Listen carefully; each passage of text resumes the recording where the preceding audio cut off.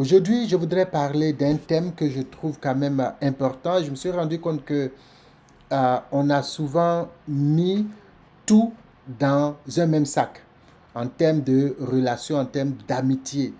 Et beaucoup de personnes sont souvent blessées, frustrées à cause de la mal ou bien du mauvais positionnement des personnes autour de nous. C'est-à-dire que euh, deux sources majeures. La première source des frustrations dans les relations, dans la vie, c'est que on donne à une personne, la place que Dieu devait occuper. Ça, c'est la première chose. La deuxième chose, c'est que souvent, on donne on donne de la place à quelqu'un que cette personne ne devait pas occuper. On donne une place à quelqu'un que cette personne ne devait pas occuper. Et donc, ces deux sources-là sont importantes et créent beaucoup de frustration. Par exemple, quelle place monsieur, madame Tan devrait occuper dans ma vie? OK?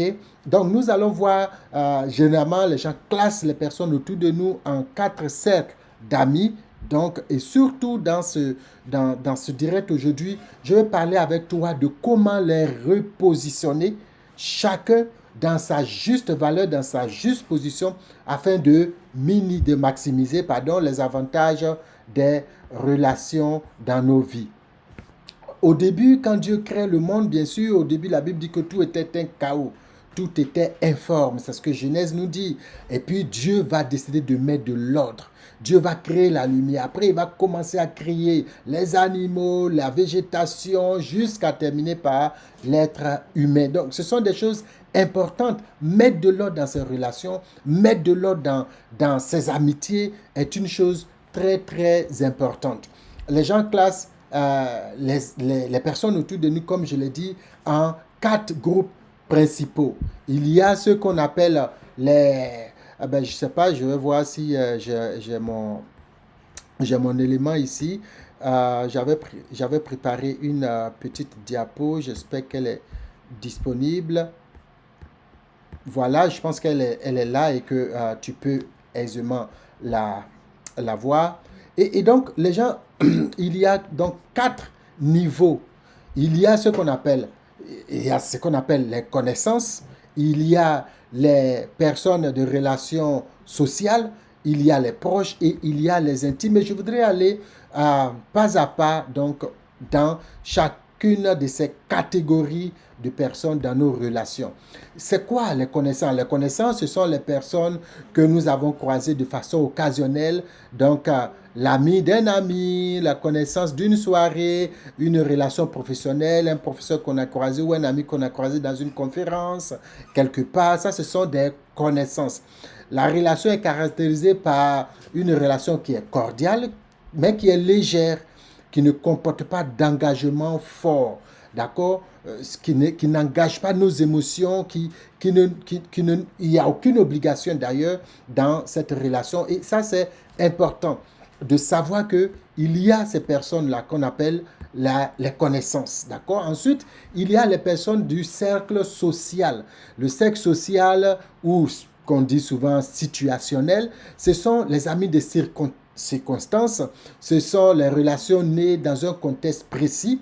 Il s'agit de collègues au travail, même souvent de frères à l'église, parce que avant vous ne vous connaissiez pas. À l'église, vous vous retrouvez, c'est maintenant que vous connaissez. Ce sont des voisins de quartier, de maison, ce sont des amis en tant que parents d'élèves si vous êtes dans une situation d'éducation, des partenaires de sport, quand vous allez au gym, des personnes que vous trouvez. Ils jouent un rôle important dans votre quotidien sans pour autant faire partie de votre vie privée. Voilà. Quand vous parlez de votre vie privée, ils ne font pas partie parce que un frère qui est à l'église, on se salue, on s'aime dans le Seigneur, mais la personne ne fait pas vraiment partie de ma vie privée. Donc, ça là, ce sont des personnes qui sont dans le cercle social. Ensuite, il y a ce qu'on appelle les proches. Les proches, c'est un cercle. Ils sont quand même dans le cercle de confiance. On les appelle les amis proches. Ce sont des personnes qui partagent les mêmes valeurs, les mêmes centres d'intérêt que vous. Vous pouvez passer régulièrement du temps ensemble avec eux, partager des activités, des repas, des voyages et tout ça. Et puis discuter de sujets qui sont relativement profonds sur la politique, sur la doctrine de l'Église, sur le salut. Vous avez une certaine une certaine confiance entre vous qui vous permet d'aborder de façon un peu plus élaborée, plus profonde certains sujets. Et puis, en haut, comme vous le voyez là, ne lisez pas le texte qui est en haut, d'accord? En haut, il y a ce qu'on appelle les intimes. Les intimes, c'est le cercle des intimes. Ce sont les amis de toujours. Eux, ils sont dans ce qu'on appelle l'ancrage. Ce sont vos confidents. Souvent, ce sont vos mentors. C'est ceux que vous pouvez réveiller à 3 heures du matin et puis ils vont se réveiller, ils vont venir vous répondre. Ils connaissent vos forces, ils connaissent vos faiblesses. Ils vous acceptent tel que vous êtes et puis ils sont présents sur le long terme.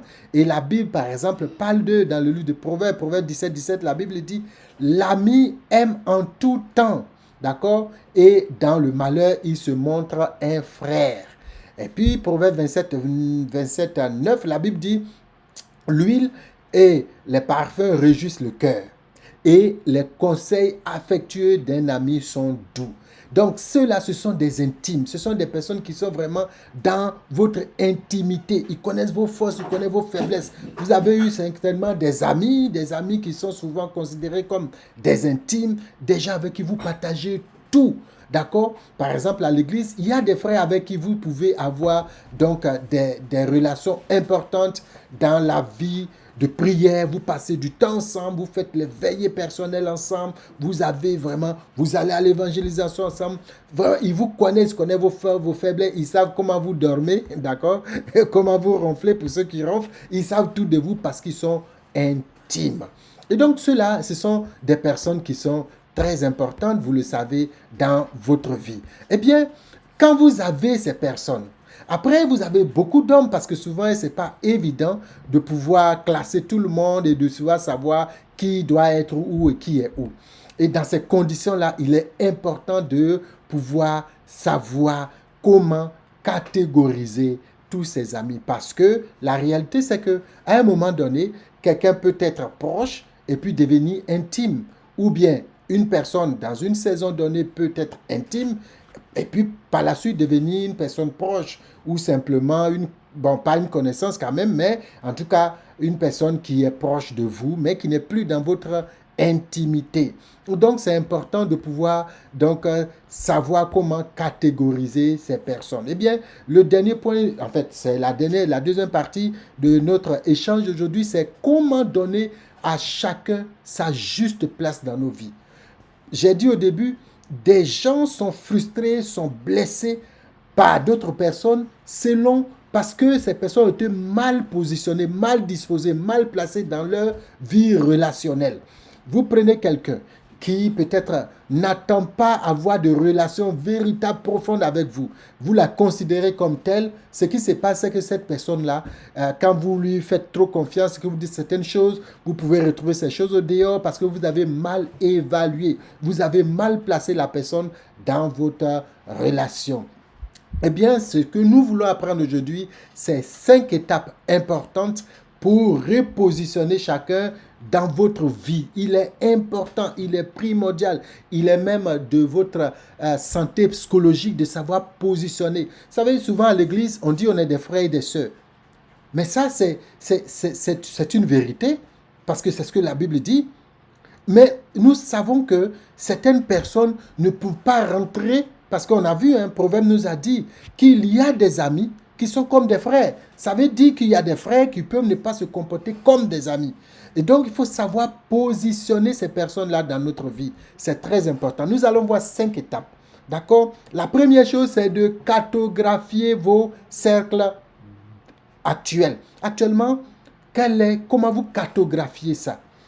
Eh bien, comment on le fait? C'est simple. Peut-être que j'ai fait un tableau Excel très simple que peut-être après je vais partager dans le lien. Mais en fait, il s'agit de quoi? Vous listez vos amis, vous les listez et puis vous essayez de les positionner dans les 4 catégories que nous avons vues plus haut. Est-ce que ce sont des connaissances? Est-ce que ils sont du cercle social? Est-ce que ce sont des proches ou bien ce sont des intimes? En général, on conseille de ne pas avoir plus de 5 intimes. Vraiment, il faut réduire les personnes qui sont dans votre intimité parce que, comme vous l'avez vu dans le graphique que j'ai montré, le niveau d'intimité est tel qu'une petite une sorte euh, de maladresse ou bien même de trahison peut résulter dans de grandes frustrations, dans de grandes blessures émotionnelles. Donc, il faut réduire ce cercle-là au strict minimum. Et on conseille à 3, 2, 3, au maxi 5 personnes. Il faut cartographier ces cercles-là. Qui est dans quel cercle, selon ce que nous venons de dire. Deuxième étape, il faut évaluer la réalité de la relation. Vous les avez mis. Maintenant, ça c'est comme la photographie de ce qui est actuellement, ce que vous pensez. Maintenant, il faut aller de façon un peu plus sage, il faut aller de façon un peu plus cartésienne pour évaluer la réalité de la relation. Vous prenez une échelle de 0 à 10. Pour chacun d'entre eux, 3 aspects importants. Le premier aspect, c'est quelle est l'énergie, la motivation qui se dégage de votre relation. Est-ce que la personne en question que vous avez, je crois qu'il faut peut-être se focaliser, il faut commencer par les intimes et puis venir aux proches, et puis ensuite peut-être au cercle social, mais au niveau des intimes et des proches, quelle est la motivation, l'énergie qui se dégage de votre relation? Est-ce que c'est une personne qui vous donne de la motivation? Est-ce que c'est une personne qui vous pousse à la réussite? Est-ce que c'est une personne qui vous pousse à l'excellence? Ce sont des questions que vous devez poser pour pouvoir savoir comment les classifier. Bien sûr, vous pouvez donner 10 sur 10. Si vous donnez 0 quelque part dans un intime, ça veut dire qu'il n'est vraiment pas dans votre intimité. Hein. Donc, au niveau de la motivation, s'il ne vous motive en rien, je ne sais pas pourquoi vous le gardez dans votre intimité encore. Mais on va voir 2 autres critères plus tard. D'accord? Mais il faut évaluer la personne. Est-ce qu'il y a de la motivation? La personne me pousse à la réussite. Est-ce que la personne me pousse à l'excellence? Pour nous les chrétiens, est-ce que la personne me pousse dans les bras du Seigneur? Est-ce que quand je suis avec la personne, j'ai envie de prier? Est-ce que j'ai envie de jeûner? Est-ce que j'ai envie de louer le Seigneur? Est-ce que quand on se réunit, on parle des choses qui nous font évoluer dans notre relation avec le Seigneur? Deuxième chose, c'est la réciprocité. L'investissement en temps, le message, les écoutes. Est-ce qu'il y a un équilibre? Alors, il y a des gens qui disent qu'ils sont des amis et qui, en réalité, n'attendent que vous de les appeler, d'agir ici, de faire ceci ou de faire cela. Il faut réévaluer ça. Est-ce qu'il y a un équilibre? Parce que une amitié, ça se construit et puis ça s'entretient. Donc, s'il n'y a pas de réciprocité, il y a un problème. D'accord? Donc, premier critère, la motivation, l'engagement, l'encouragement. Deuxième chose, la réciprocité, l'équilibre, le temps investi. Est-ce que vous passez du temps ensemble? Je me rappelle quand on était à Subré au lycée, j'avais un ami, Bertrand, et puis mon frère, le policier Hérol, mais on était ensemble. Et puis, une fois, on a étudié chez moi au campus de Subré. Et puis, ce que j'ai fait, c'est que je les accompagnais. Donc, Bertrand particulièrement, je l'ai accompagné chez lui à la maison pour qu'il puisse se coucher, en fait, se coucher parce qu'il était déjà tard, pardon. Donc, je l'ai accompagné et puis, après, il a voulu m'accompagner. Et on était dans cette situation de accompagner, raccompagner. Non, mais il fait trop tard. Est-ce que si je te laisse partir seul, est-ce que tu seras en sécurité? Allons ensemble. Et puis après, on arrive chez moi, mais je dis, mais tu ne peux pas aller seul. Je le ramène et on est resté dans cette situation-là jusqu'à pratiquement 4 heures du matin. Voilà. Donc, est-ce que vous investissez dans le temps? Est-ce que vous passez du temps suffisamment ensemble? D'autres personnes peuvent dire, oui, mais on est amis, mais toi, tu es dans tel pays, moi, je suis dans un autre pays. Mais en réalité, les amis, le décalage horaire et toutes ces choses-là ne devraient pas poser de problème. Il y a des gens, hein, on est sur les réseaux sociaux, on dit on est des amis, mais on est des amis que quand on se retrouve physiquement, ce qui ne prouve pas que nous sommes des intimes. Voilà, nous sommes juste peut-être des proches, des connaissances, mais il n'y a pas d'intimité. Ok, donc ça c'est important. Troisième chose, c'est la sécurité. Est-ce que je peux être moi-même, sans filtre, ni peur de jugement? Quand je suis avec toi, est-ce que je suis libre de m'exprimer? Est-ce que je suis libre d'enlever le masque? Est-ce que quand tu vois mon visage très hideux, mes faiblesses, est-ce que quand tu vois tout ça, est-ce que je suis vraiment à l'aise de me tenir devant toi tel que je suis? Ces trois éléments sont très importants pour évaluer la réalité de la relation que vous avez avec ces personnes. Troisième pilier ou bien troisième méthode, c'est d'aligner la place et le temps accordé. Il faut donner de la priorité. Quand vous avez défini ce que nous avons vu premièrement, l'état actuel, la cartographie, l'évaluation, vous savez maintenant qui doit être dans quel cercle. Il faut maintenant chercher à passer du temps à donner de la priorité au cercle intime, votre nouveau cercle que vous avez défini comme tel. Et là, il faut y travailler, il faut donner du temps et tout ce qu'on a dit, c'est un exercice périodique qu'il faut faire parce que les amis, ça passe et le temps est très dynamique, nous allons le voir tout à l'heure. Donc, il faut aligner, il faut donner de la priorité désormais à ce qui est ceux qui sont vos intimes, parce que c'est là que vous trouvez la motivation pour avancer dans votre vie. On a plein de personnes autour de nous, mais qui ne nous apportent pas grand chose. Donc, il faut se concentrer, il faut investir dans ces relations-là, qui sont des intimes, mais qui nous poussent au succès, qui nous poussent à la réussite. Troisième ou quatrième chose importante, c'est de pouvoir dire non pour protéger votre espace. Il faut fixer des limites claires. Il y a des relations, comme je l'ai dit, qui ne sont pas importantes. Il y a des sollicitations qui ne valent pas la peine, qui n'en valent pas la peine. Il faut pouvoir dire non à cela parce que vous voulez donner de la priorité à ce qui vous fait grandir. Souvent, les chrétiens, on veut être amis avec tout le monde à l'église, mais on ne peut pas être ami avec tout le monde à l'église.